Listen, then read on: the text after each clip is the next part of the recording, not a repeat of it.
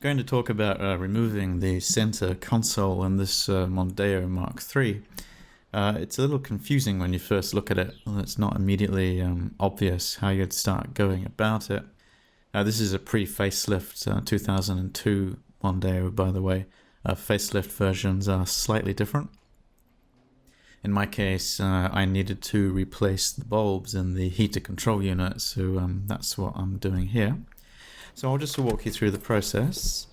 The first thing you'll need to do is shift the gear stick all the way back. Certainly if it's an auto, because the stick, if it's in park, will be in the way. Then you can remove the gear surround fascia. It just pulls up at the back and then comes away. Next you can see here I'm taking out my stereo. Now this is an aftermarket head unit, obviously, so what you need to do will depend on your setup. In my case, I need the removal keys, and I pull out the head unit, disconnect its plugs, and that's about it. If you have the original Ford head unit, you'll need to make sure that you have the security code for reinstallation later.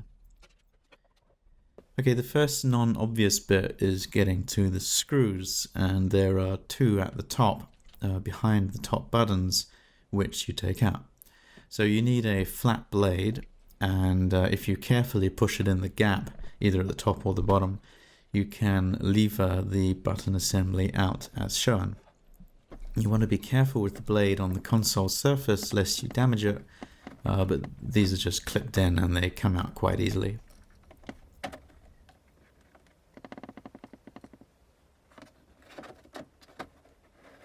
Once you have both button units out, then their wiring looms just unplug quite easily from the back, and you'll notice that these plugs are color-coded, but they're also keyed, so you can't put the wrong plug in the wrong socket when reassembling, so don't worry too much about that.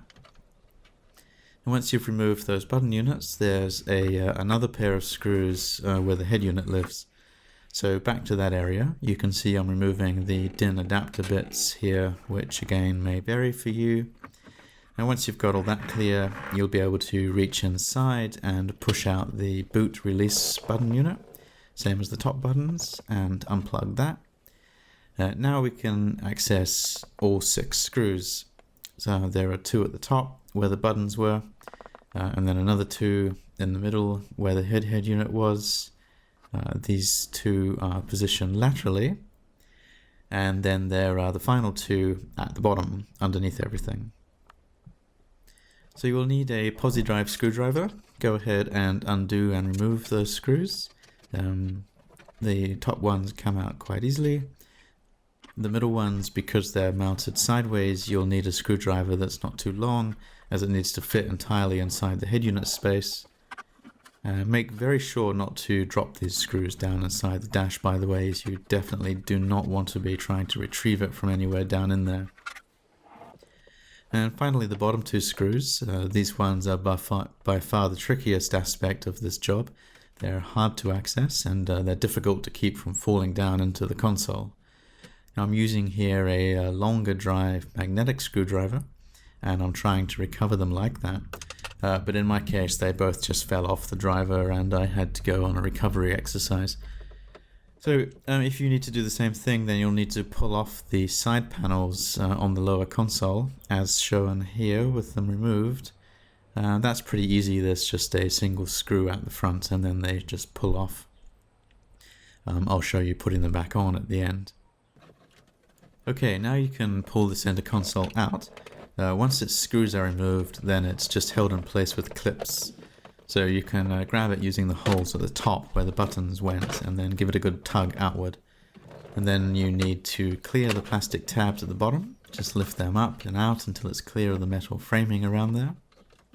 And at this point the console will be free, mechanically speaking, but you need to disconnect the wiring that goes to the heater controls. And it's only at this point that you have access. So there are a series of plugs. This one closest just unclips easily and comes off like a normal plug. And these other 2 have this sophisticated retaining clip design, which isn't obvious to look at. What you need to do is depress the little tab on the back of the plug which will allow the retaining clip to move. Then you rotate that clip around as shown, and finally pushing it down to its extreme position will lever off the plug itself at the same time. And then the other one is the same.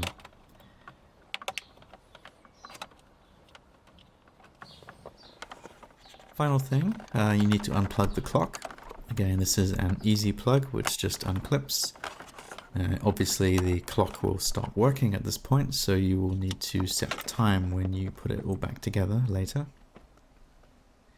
Okay, just check that there are no further plugs or connections that you've missed, and then the whole console assembly will be free to come away and out of the car. Here it is indoors. And here's, by the way, here's the retractable cup holder working. I was amused by the normally out of sight action, and I thought you might find it interesting. Now again, in my case, what I was trying to do was get inside the heater control unit to replace some bulbs. So you can see I'm unscrewing it here from the console. There are just 4 screws that attach it. Then to get inside it, you unclip the front panel, and detaches from the main body. And then you need to detach this ribbon cable. And as you can see here inside the little bulbs. And in my case, I decided to replace them with LEDs. And whatever you do, I suggest that you check it's working by connecting just the white plug. That's the one that supplies power to the bulbs. And turning on the car light switch, just to check that the bulbs are all going okay. Then you can reassemble everything, knowing that it is in fact all good. So with the console reassembled, we can start to work it back into the car. Obviously, this is obviously mostly just the reverse of removal. And don't forget to reconnect all the plugs. First do the bottom connections, that's the boot release button. And then next do the heater control unit. And of course, don't forget the clock.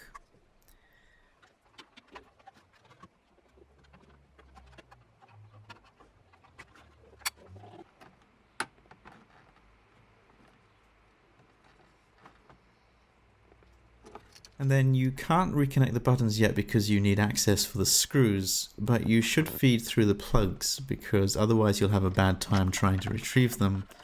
So get them positioned as shown and don't knock them back inside. Then you can put the console back into position and push it home on its clips.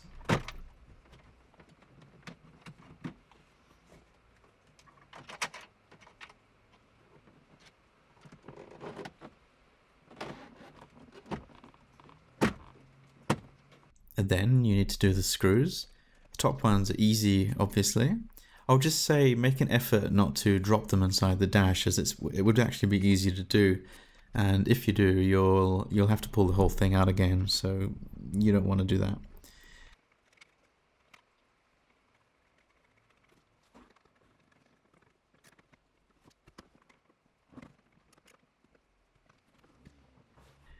As to the bottom ones, the magnetic screwdriver is very useful here. You can attach the screws to the driver and then very carefully maneuver them into position. Once all the screws are done up, you can now reconnect the button units and put them back into the console. They just push and clip home.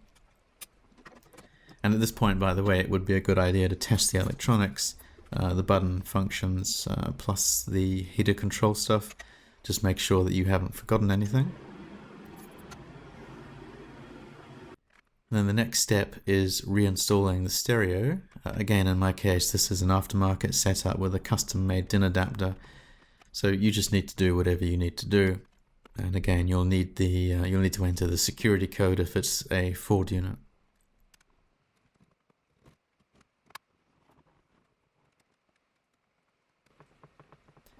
Lastly, replace the gear surround trim. It just pushes home.